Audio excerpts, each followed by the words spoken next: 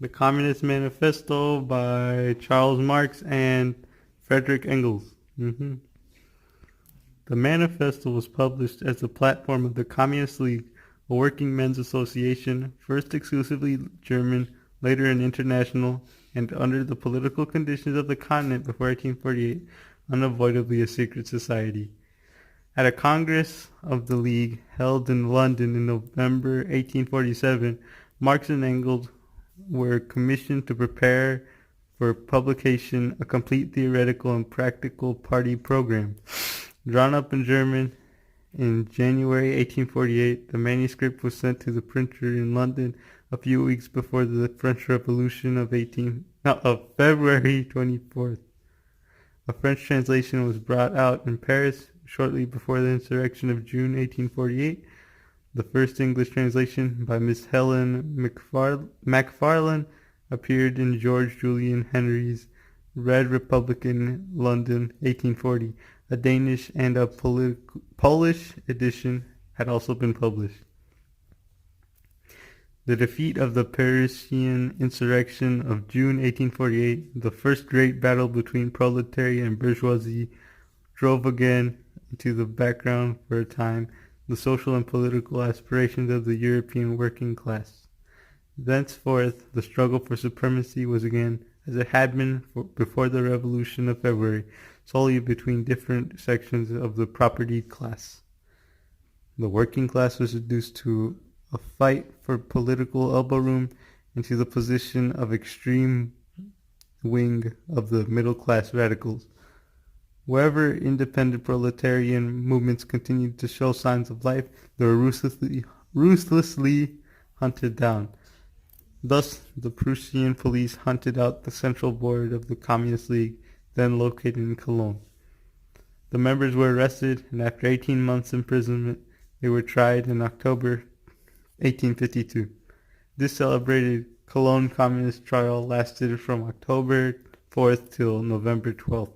7 of the prisoners were sentenced to terms of imprisonment in a fortress varying from 3 to 6 years.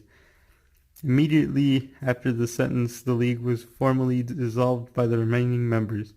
As to the manifesto, it seemed thenceforth to be doomed to oblivion.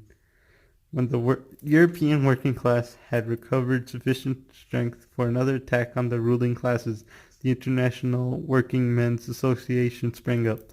But this association, formed with the express aim of welding into one body the whole militant proletariat of Europe and America, could not at once proclaim the principles laid down in the manifesto. The International was bound to have a program broad enough to be acceptable to the English trade unions, to the followers of the Proudhound in France, Belgium, Italy, and Spain, and to the Lassalleans in Germany. Lassalle, personally to us, always acknowledged himself to be a disciple of Marx, and as such stood on the ground of the manifesto, but in his public agitation 1860 to 1864, he did not go beyond demanding cooperative workshops supported by state credit.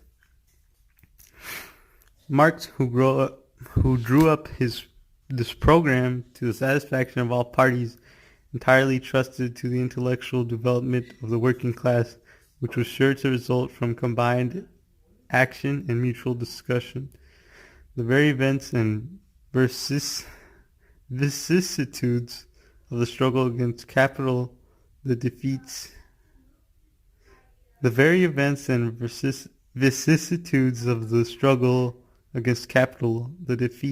even more than the victories, could not help bring home to men's minds the insufficiency of their various favorite nostrums, and preparing the way for a more complete insight into the true conditions of working class emancipation.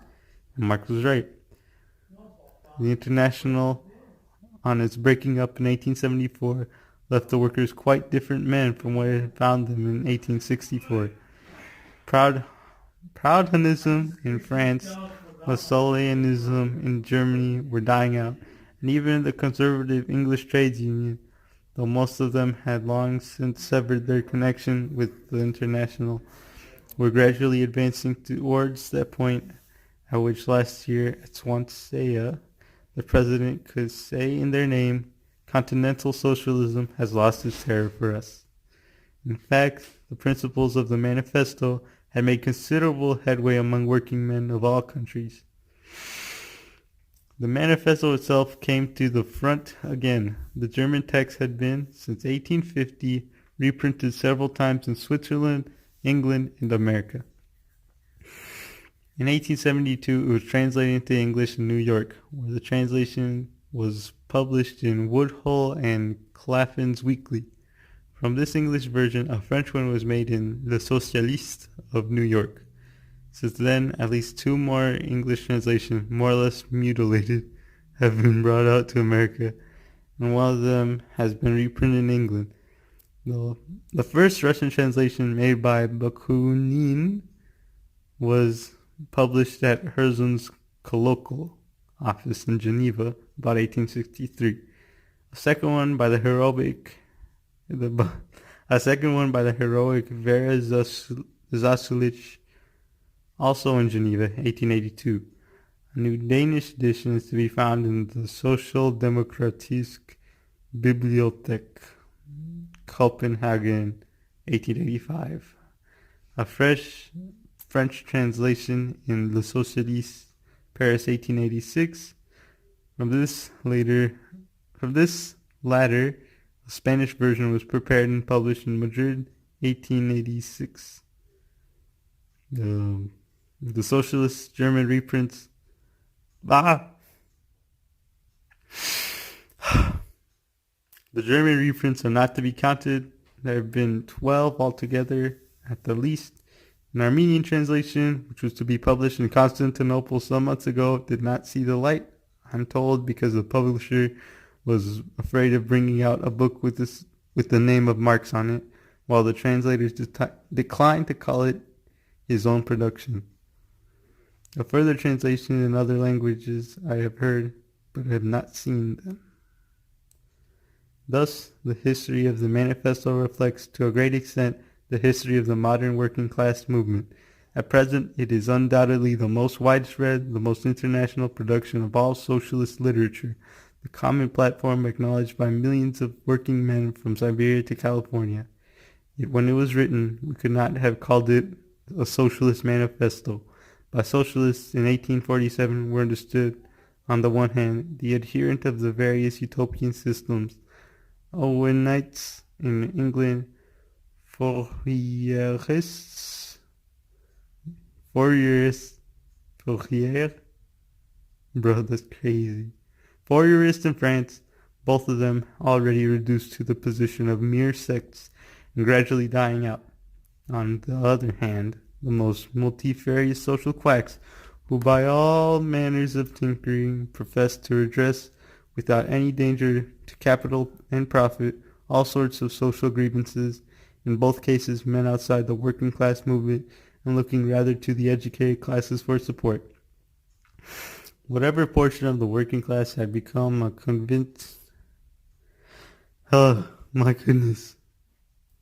Whatever portion of the working class had become convinced of the insufficiency of mere political revolutions and had proclaimed the necessity of a total social change, that portion then called itself communist. It was a crude, rough-hewn, purely instinctive sort of communism. Still, it touched the cardinal point and was powerful enough amongst the working class to produce the utopian communism. In France of Quebec and in German of Weitling. In France of Quebec and in German Weitling. Thus socialism was in 1847 a middle class movement. Communism was a working class movement. Socialism was, on the continent, at least respectable. Communism was the very opposite. And as our notion from the very beginning was that the emancipation of the working class must be the act of the working class itself, there could be no doubt as to which of the two names we must take. Moreover, we have ever since been far from repudiating it. The manifesto being a joint production, I consider myself bound to state that the fundamental proposition which forms its nucleus belongs to Marx.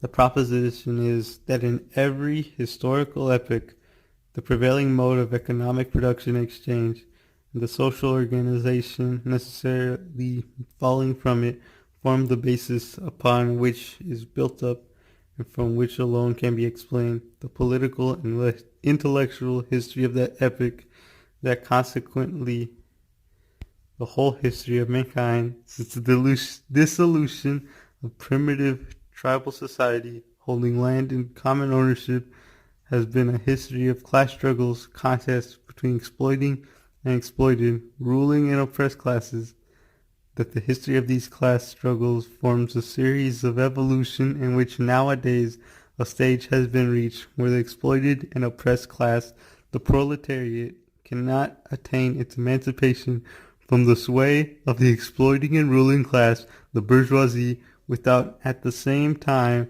and once and for all emancipating society at large from all exploitation, oppression, class distinctions, and class struggles. Gosh dang.